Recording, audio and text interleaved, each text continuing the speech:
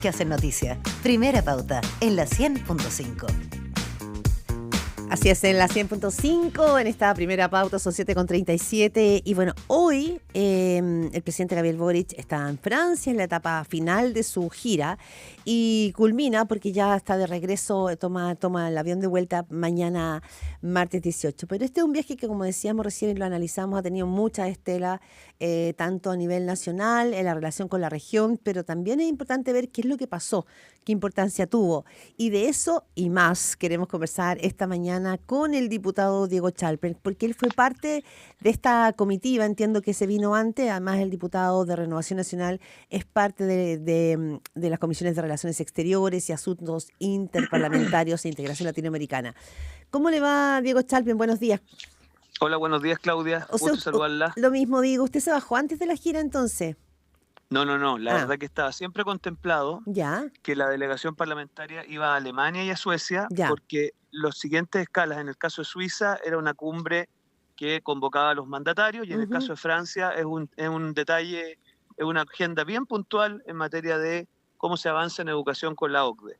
Oiga, Ya. pero permítame una frase. Quiero enviarle mis condolencias muy sentidas a la familia del senador Quintana por el lamentable fallecimiento de su hija. Creo que es muy triste lo que ha pasado y no podía partir sin enviar mis condolencias. Claudia, me permito este espacio para Por hacerlo. supuesto, tiene toda la razón. Probablemente no existe, ¿no?, un dolor más inconmensurable, No. infinito, que la pérdida de un hijo. Así que, Mire, para bien, los que hemos amistad sido civil. papás, me Ujú, cuesta imaginar una cosa así. así es. Bueno, lo llevo, digamos, a la política, diputado Chalpen.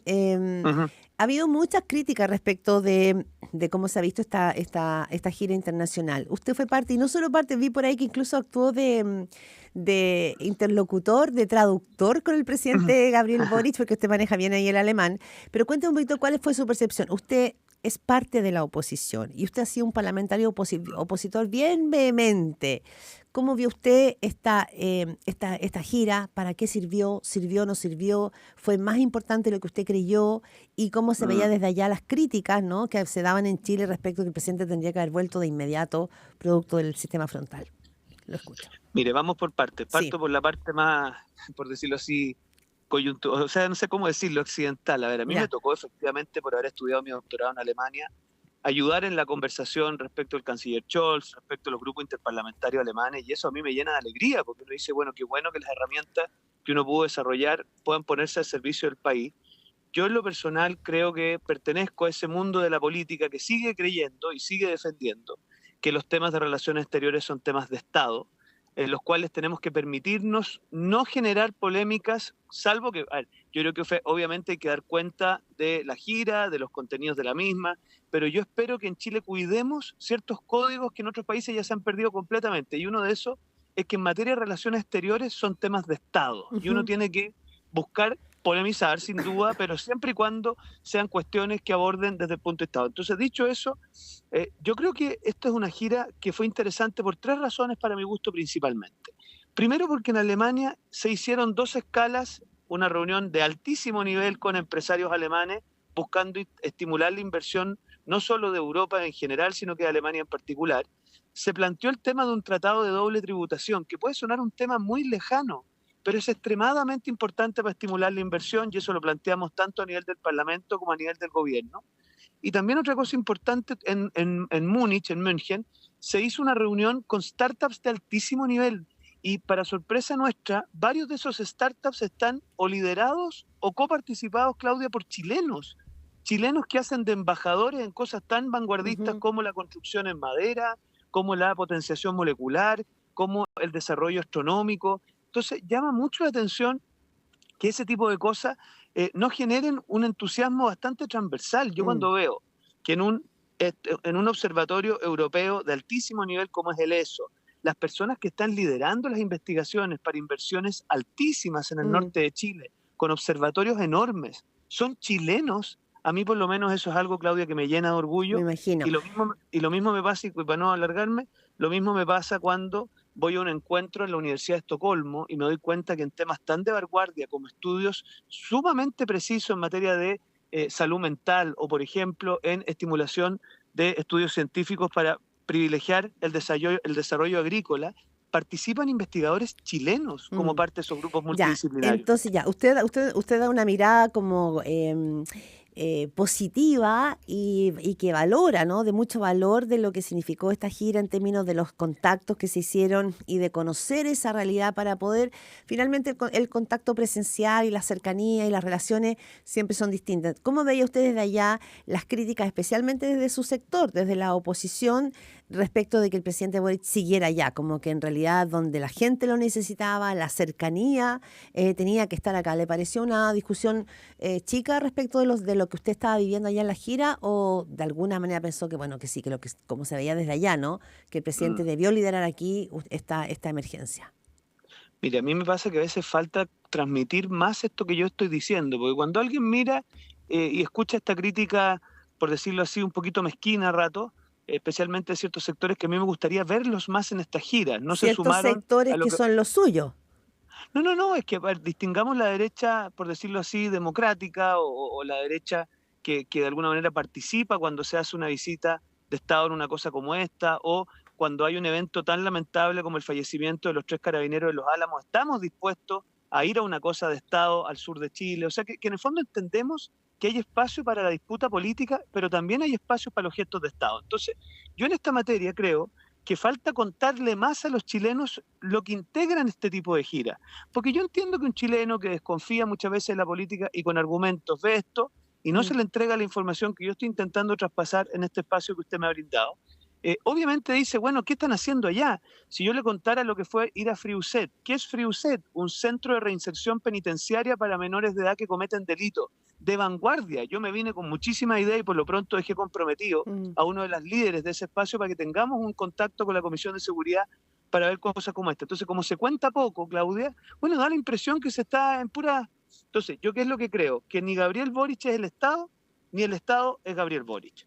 Y por lo tanto, aquí lo que tenemos que lograr en situaciones como las que ocurrieron la semana pasada es que el Estado completo asuma una posición en relaciones exteriores y también el Estado, especialmente el Estado a nivel regional, para los que representamos a las regiones, sea el que actúe en el caso de las catástrofes. Esta idea de creer que solo una persona en particular va a Mm. ser la capaz de resolver los temas es un error. Claro, pero cuando usted Porque, me dice, perdón, Diego, o sea, para poder precisar y no que no queden las cosas en la nebulosa, cuando usted dice que hay sectores no de una derecha no o de sectores no democráticos, usted dice que no no, no, participan, eso es lo que le entendí, que no no, participan de esta gira o de estos acuerdos, no sé bien a qué se refiere. no, yo lo que digo con mucha precisión es que yo Repu- espero que todos los sectores políticos de Chile sepan distinguir aquellos espacios que son para la guerrilla y la disputa política de aquellos que son temas de Estado. A mí me parecía que cuando fuimos a Los Álamos había que estar en una cuestión de Estado.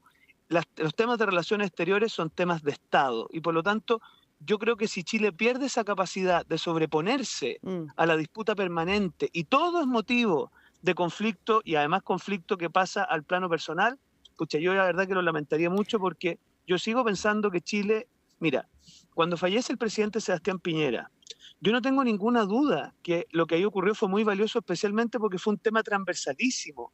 Yo no tengo tan claro que países vecinos puedan hacer cosas como esa. Ujú. Y por lo tanto, ojalá cuidemos, Claudia, cuidemos esos espacios que todavía en Chile siguen siendo temas de Estado. Bien. Y yo siento que a veces hay algunos que no los cuidan tanto. Ya, ahora usted también siempre ha sido crítico del presidente Gabriel Boric, hay momentos, a rato ha sido bien duro y también de alguna manera señalando como que era un gobierno que no volaba, que no gestionaba. ¿Cambió su opinión en esta cercanía que tuvo con el presidente Boric en esos días? Es que mire, yo creo que ser crítico no es sinónimo de no saber distinguir los planos. Ya. Yo sigo pensando, y quiero ser bien transparente con los que nos están escuchando, que la gestión en salud es dramáticamente mala. La manera en cómo enfrentaron la vacunación fue espantosa.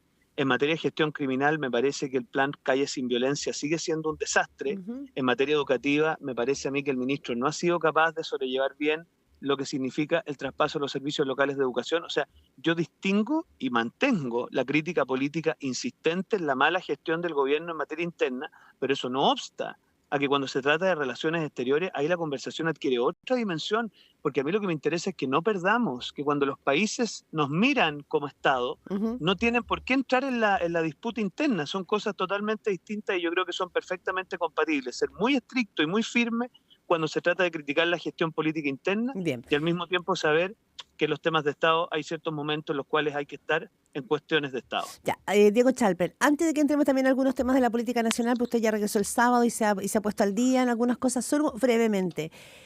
Cuando aterriza en Europa esta comitiva presidencial liderada por Gabriel Boric, se encuentra con las elecciones, que cambiaron o al menos movieron el mapa político europeo, ¿no? Con el avance de la ultraderecha. Y ahí el presidente Boric, fueron varias las intervenciones que hizo al respecto. Usted pertenece al mundo de la derecha.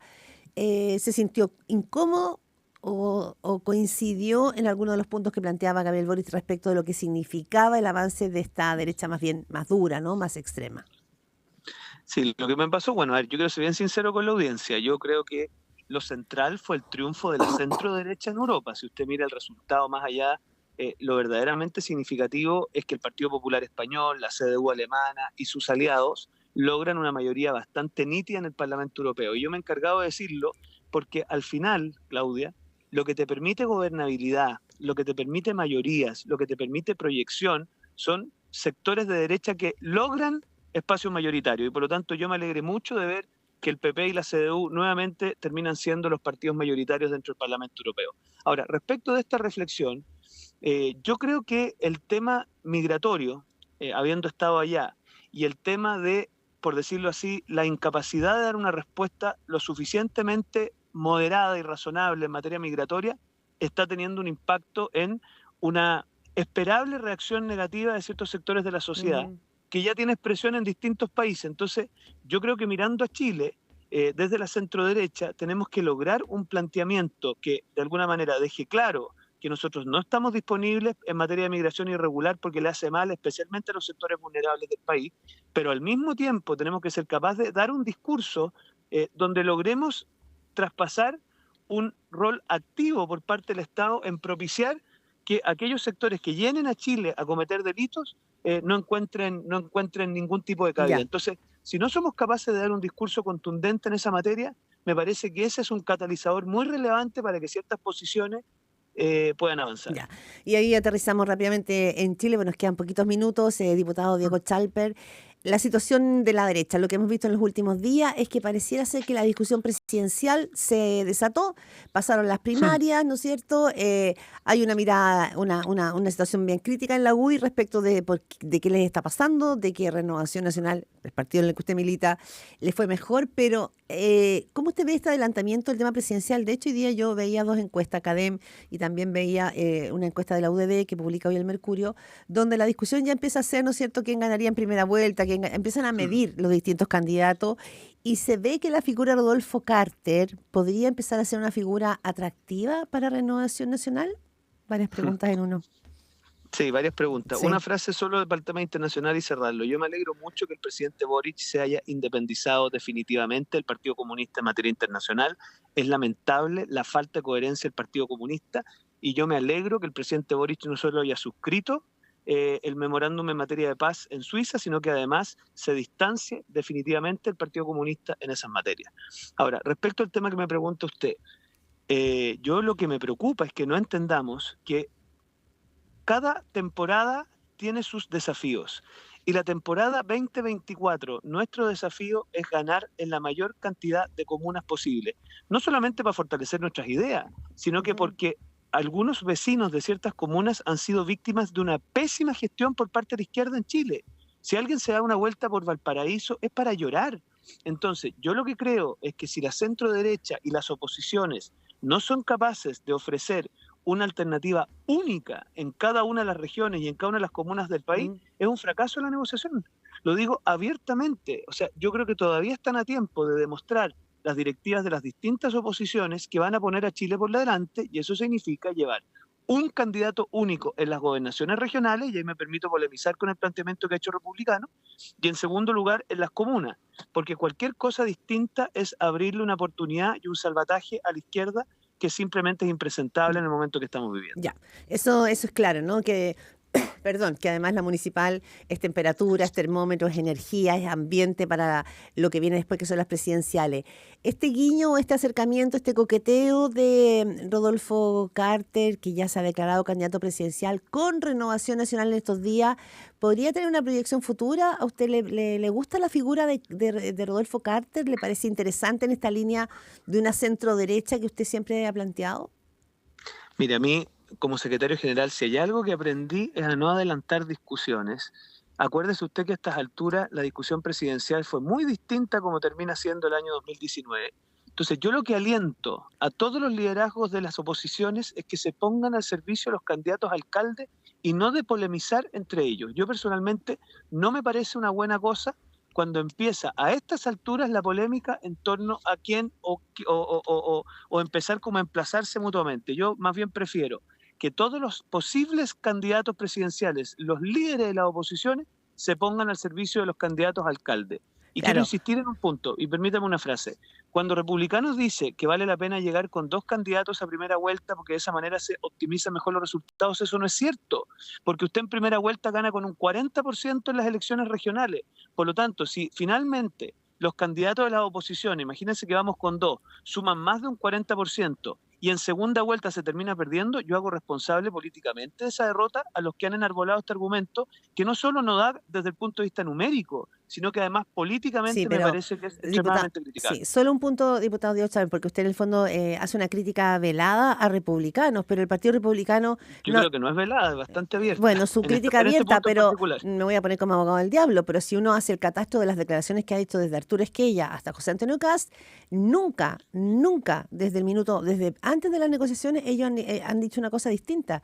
Ellos han mantenido su línea de ir solos, de jugarse por sus candidatos insistentemente y acuerdo en algunas comunas, pero ellos nunca han sido parte, digamos, del acuerdo de Chile Vamos con el resto de otras fuerzas políticas como Amarillo Demócrata. Ellos siempre se han mantenido en su propia ruta, en su track. Y yo siempre me he mantenido en el mismo planteamiento, porque parte de los argumentos que ellos dan para eso es que dicen que da lo mismo en materia de gobernadores regionales porque hay segunda vuelta. Y yo lo que me encargo de decirle a los auditores es que eso no es cierto, porque en primera vuelta se gana con un 40% y lo que podría llegar a pasar es que los 2 candidatos de las oposiciones, pongamos en el supuesto que van 2, alcancen más de un 40%, pero no lleguen al 50%. Entonces son regiones que se pierden por esto de los 2 candidatos. Entonces a mí me interesa que ese argumento, que usted tiene razón, ha sido sostenido en el tiempo, encuentre una réplica numérica y política. Numérica no es cierto porque en un 40% es suficiente, y política porque todos los que hemos participado en alguna elección sabemos que la lógica de las segundas vueltas muchas veces es muy compleja cuando el que, comillas, gana en primera vuelta con la mayoría relativa le saca distancia a los otros candidatos. Entonces ojalá, y lo digo con harta franqueza, eso se replantee y a nivel regional y a nivel comunal llevemos un candidato único de oposición. Ese es mi planteamiento. Diego Chalpen, diputado de Renovación Nacional, muchísimas gracias por arrancar este lunes aquí en Primera Pauta y que tenga una buena semana. Gracias a usted, que tenga buena semana. Adiós.